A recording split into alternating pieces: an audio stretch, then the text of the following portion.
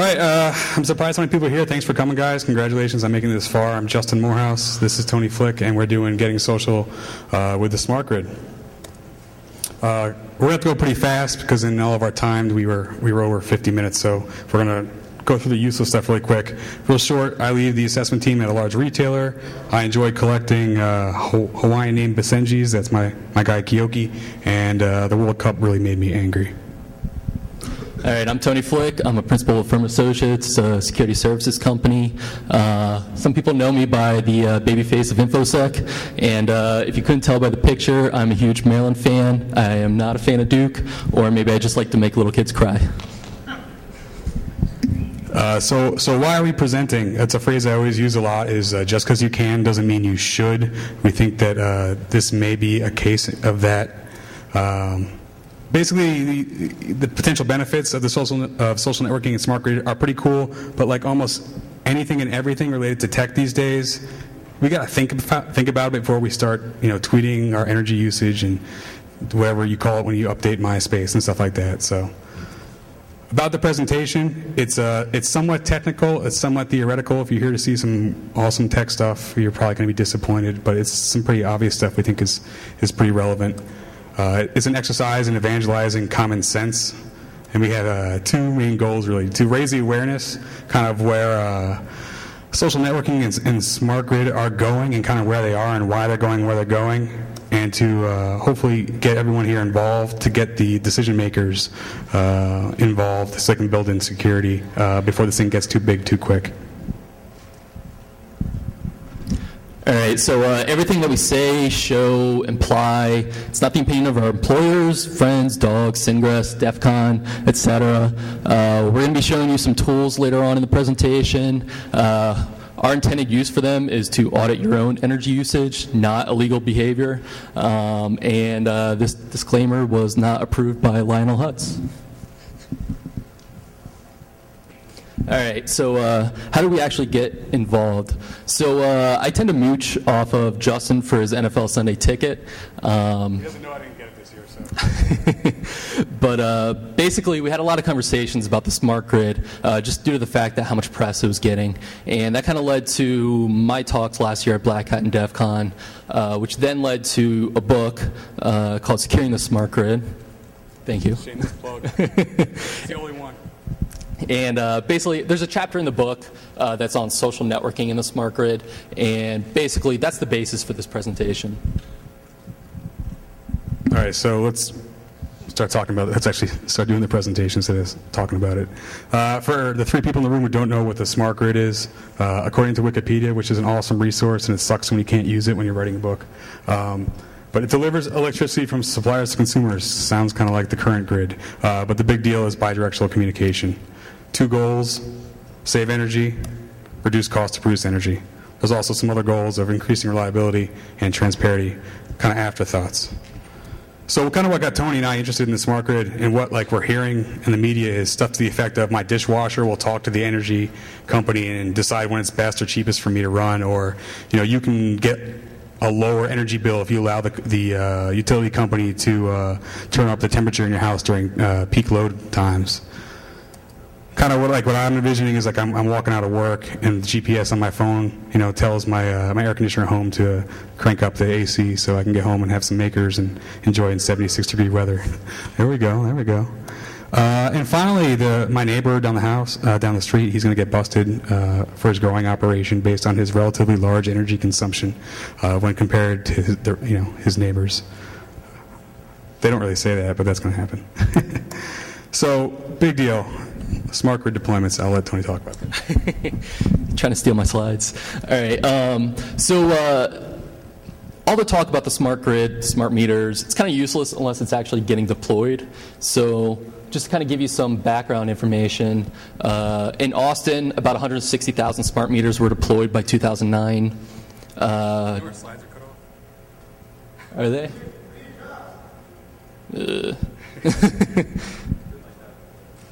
Has it? Thanks for letting us know, guys. All right, we'll get through this slide first. So there's about 2.3 million in California by the end of 2011, and 1 million in Miami-Dade County, Florida. by 2011. Basically, the point is from this slide is either you already have a smart meter in your house or you're eventually going to get one. Basically, it's coming. All right, so bear with me here. This is going to end really bad, I can tell.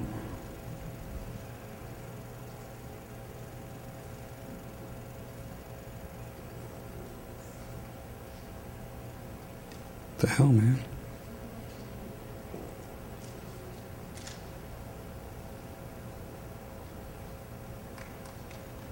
Yeah, thanks. This sucks.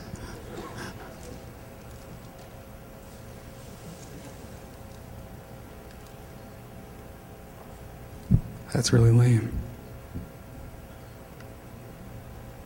All right, well, I mean, I got nothing better. I guess I can keep going with it, but it's going to suck.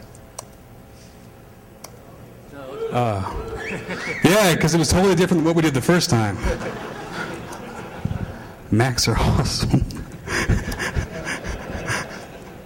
Yeah, so FriendFace, that's my favorite site. It says, in case you never heard of social networking, 500 million users on Facebook. Does anybody here still use MySpace? I've got some alcohol if you do.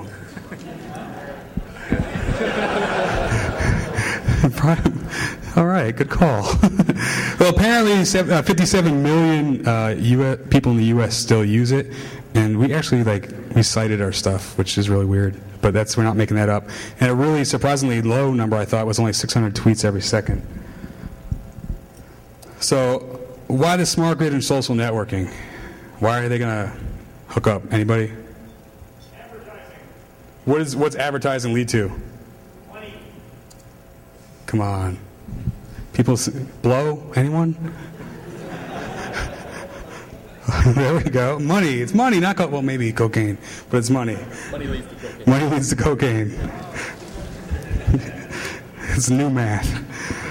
All right, so how are they going to make money? By they, I mean not us. Smart grid market in 2010, $23 billion. Little chunk of change. You guys, this is kind of what got us involved. $3.4 billion in grants from the federal government last year. Unfortunately, I haven't seen any of that money, and I'm still working for a grocery store. So, but private industry matched that with $4.7 billion. So what's that mean? There's a lot of money in the smart grid. Facebook worth $11 billion. IPO I just saw today got pushed to 2012 because they want to make more money. $2.2 billion spent on social networking advertising alone in 2009. What does that mean? Lots of money in social networking. Put the two together. So how are we as consumers going to save more money? Well, how are we theoretically going to save more money? So social networking for smart grid is going to leverage platforms we're already familiar with, like Twitter and Facebook and Android and iOS, if you can get it to work on your 3GS fast enough. It doesn't supposedly cost us anything monetarily. It might very much so in the privacy, which we'll get to. But again, the theory there is the more we use social networks to monitor and share our energy, the more we're going to do to minimize our energy usage because our friends use less than we do and we don't want that social guilt, in theory, of course. So why are we really going to use social networking in the smart grid? I don't know if you can see there, but Leo's actually wearing a shirt that says Leo on it. I couldn't find a shirt that had my name on it, but I tried to. But we really think, so why are people going to use it? It's going to be kind of like, look how green I am. That really is going to mean like, look how cool I am, that social guilt aspect that everybody else has going on. And I actually want to save some money. So why are the companies actually going to actually support this? I mean, look at this stuff. I mean, I'm sure you guys have seen these bags. I'm sure you own a bunch of them. But they basically going to say, hey, look how green we are, which means we have a conscience, which means we care, come and buy our stuff. All right, so how are they actually going to do it? So this is pretty much my favorite smart meter company, Yellowstone. They're located over in Germany, and they decided that they didn't like any of the smart meters on the market, and so what they did was they designed their own, and it actually rides on the back of the consumer's home broadband connection. So when the utility company is... Like, literally. Like, what... Germany likes to ride on the back of their consumers. So basically, they do like to use the home broadband connection because it's already there, and they can remotely manage this smart meter, all your energy usage information, remotely turning on, turning off the smart meter over the home broadband connection. So internet accessible. Anyone? So I'm not even going to try to pronounce it, but each one of their smart meters also has the ability to communicate with Google Power Meter and Twitter. So basically, every one of their smart meters has a Twitter account for it. So has anyone out here actually played with one of those yet? Anyone from Germany? For real? No. He just wants more alcohol. All right. So the thought process is to be commended, but implementation needs to be secured. All right, so social smart devices. So not everyone has a smart meter yet. So what are we to do? Well, we have commercially available products already. The PICOwatt, which, granted, isn't actually available yet, but will be soon. The Energy Detective, which actually is available. And the do-it-yourself, hack-it-together type, the TweetAwatt.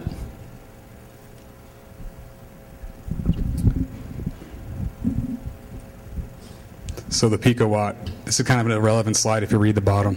It's not available yet. But so here's where it's going, right? So you plug this thing into your favorite device, your computer, your fridge, whatever, and via Wi-Fi, it sends your energy usage to your PC, which then sends it via tweets to Twitter or via status updates to Facebook. It's getting a lot of press because it won the CES Green Tech Award for this year. So there's a lot of buzz about this in the industry, apparently. And it's not out yet. I just spoke with the president of the company a couple of weeks ago, and she said they're waiting on FCC approval. So they hope to get out there by the end of the year. But here's where it's coming for people like Tony and I who don't have a smart meter yet, but want to jump on the green bandwagon. Something that is available, the TED 5000. It's like a hacker's wet dream because it's got PLC communication, it's got Ethernet communication, it's got a web server on it, and it's got Zigbee. So when I got this thing, I was like, this thing is going to be awesome to have fun with. So many attack vectors. The damn thing doesn't work. Like, for real. Like I have a little, let me Google that for you in there. Oh, that's on the next page. Anyway, I'm jumping ahead. But it doesn't work. But according to Nessus, thank you guys, Nmap couldn't even fingerprint this thing because an Nmap scan wouldn't finish. But it's running AIX, which is pretty cool. But long story short, it hooks up to your panels, and via PLC, it sends the information to this little gateway box there, which has the web server running on it, which they tout in their, in their user manual. Hey, you can make this accessible via the internet with some port forwarding. So security of this thing, our real quick analysis, the good. It only had 2 ports open on it. If I could eventually complete, or when I eventually completed a scan using Nessus, not Nmap, but 80 and 443. Google Power Meter, which it supports, the setup there is pretty simple and relatively secure. I think that's all thanks to Google, though. There is some input validation, like, for real, in the thing. Like, it wouldn't, like some of my garbage, and it would just name it sample 2 or sample 1 instead of what I put in there. And it's pretty much a read-only device. There's very limited space except for the config where you can actually interact with the device. So the fail, like I said, this thing doesn't work. You can Google it, and there's people who are returning this. There's stores who stopped stocking it. I DOSed it like a lot of the time with Nmap. It would just flicker these lights and become unresponsive, and then it would look for DHCP addresses that it had like 10 weeks ago. It was just really weird. And there is some input validation fail, but like I said, there's not a huge attack surface on it. So, oh, and that's the bad picture. Hey, at least it wasn't me up there in that thing. So the next thing, the TweetAwatt, this is my favorite. Why? Because it's a do-it-yourself. So how do you make a TweetAwatt? You take a P3 kilowatt. You take an XP kit from Adafruit.com, and you take some mad soldering skills. And it's not really mad soldering skills because I did it, and the last time I soldered was when I hacked my Xbox version 1. So it's not that hard. But how this thing works, basically you have as many TweetAwatts as you want, and they have the XP chip in them, and they send your usage to the receiver, which is hooked up via USB to your computer. And then you have a couple of different ways you can tweet that information. You can use some Python scripts from Adafruit, or you can download a Windows program called Energy Logger and run that. So the analysis of that, the good, is relatively inexpensive. It's about $100 if you want to have a single sender and receiver. It's easy to develop for. Like I said, they're written in Python. So what does that mean? That means you can fix the problems that we saw, like basic auth. And it shows this on your console too every time it runs. It's like, hey, here's your username and password you just tweeted your information with. That's pretty cool. And and there's no encryption on the XP link. Not a big deal, but again, the whole point